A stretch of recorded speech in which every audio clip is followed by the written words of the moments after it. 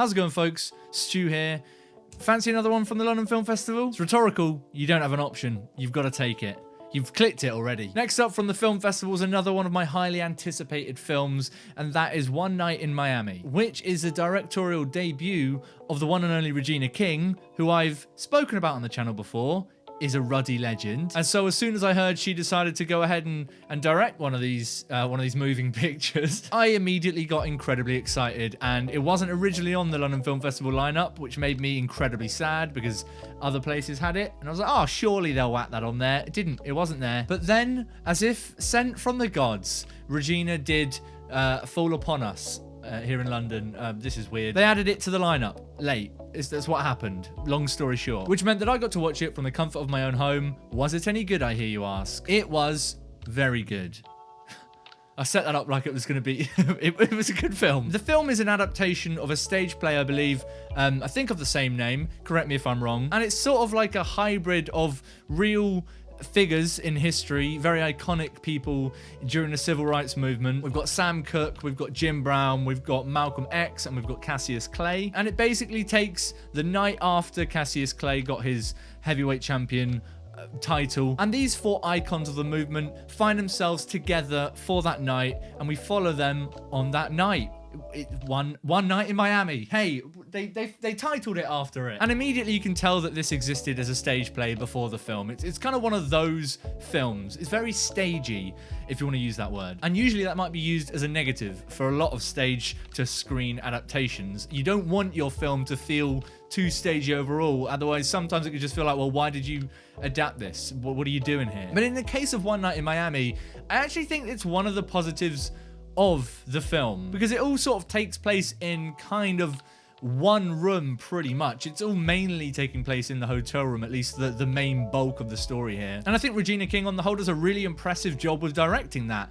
I think that this is going to be wildly generalizing, so I apologize for that, but it's not stopping me anyway. I feel like sometimes first-time directors and on top of that, directors that are coming from acting or outside into directing can sometimes feel like they're trying quite obviously to do interesting things. And that's not to say that any actors that turned to directing and did interesting things were bad for that. I just mean that it can sometimes feel like certain first-time directors, feature directors, can be trying interesting things for the sake of almost justifying this film. But I just really appreciate the fact that Regina King here, being Regina King, who might I add is a goddamn fucking legend, seems to really know and have a deep understanding of why this story is being told and how to tell this story best. And in that, I mean, it's not a particularly flashy or showy film, which I think to some people, to some viewers, might come off as kind of safe. And I think there are definitely points in the film which do come off as kind of safe. Namely the opening sort of 20 minutes where we're laying the groundwork for these characters and we're seeing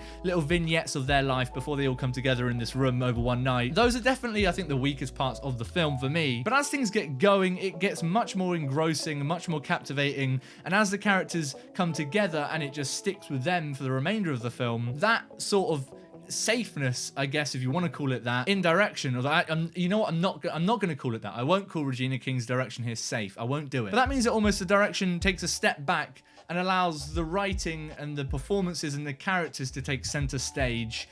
Is that a joke on the fact this used to be a stage play? It is now, because that is really the meat of this film. And I like that Regina King knew that this film didn't need huge flashy stuff, because that would sort of detract from the reason we're watching all of this and the reason it works so well. And that is the characters. It's watching these four iconic people from this movement in one space just throw it all at the wall and have it out with each other. And I found that to be endlessly captivating and interesting and just fascinating to watch. And that's helped definitely by the fact that we have got just amazing performances across the board. The performances here are my favorite thing about this film, and they are all so good. Leslie Odom Jr. is Sam Cooke. How was that casting not going to go swimmingly? Do I need to go over why I love Leslie Odom Jr. at this point? I don't think I do. I will though. I will though. I know you want me to. Hamilton. I really enjoyed his character's arc, or not really arc, but his mindset in the film I thought was deeply fascinating. He was one of two real standout performances for me here. The other one of those being Kingsley Ben-Adir, who plays Malcolm X in the film. This guy is so good as Malcolm X, I frankly couldn't believe it. He is a British man. I didn't know it until I finished the film and I looked him up because I was like, oh, well, he was great. I wonder what else he's been in. I haven't seen him in anything else, and I quickly discovered he's British, and my socks flew off my ankles. It's not just that he did a good accent, which he does, it's that he encapsulates Malcolm X so amazingly. It was just him. And one of the central clashes in the film comes between his Malcolm X and Odom Jr.'s Sam Cooke. And it's so juicy. I loved it. Really loved Alden Hodge as Jim Brown. I loved him as the more level-headed, calmer one of the four here. But also we've got Eli Gorey playing Cassius Clay.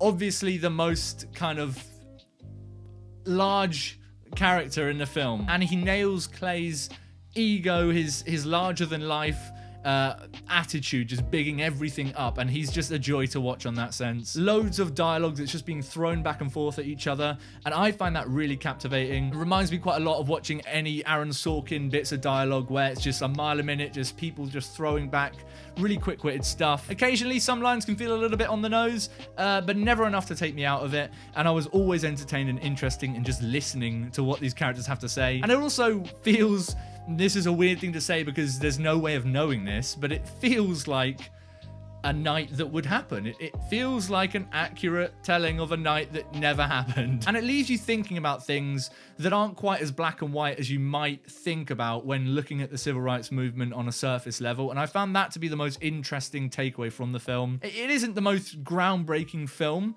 but I really appreciated seeing these characters thrown together in this environment. And I think Regina King did a solid job. Very impressed with One Night in Miami. I really enjoyed it, and I really can't wait to check it out again, to be honest. But what about you guys? Did you have a chance to check out One Night in Miami at the film festival or anywhere else if you've seen it? Let me know what you thought about it down below, whether or not you thought Regina, our girl Regina, did a good job.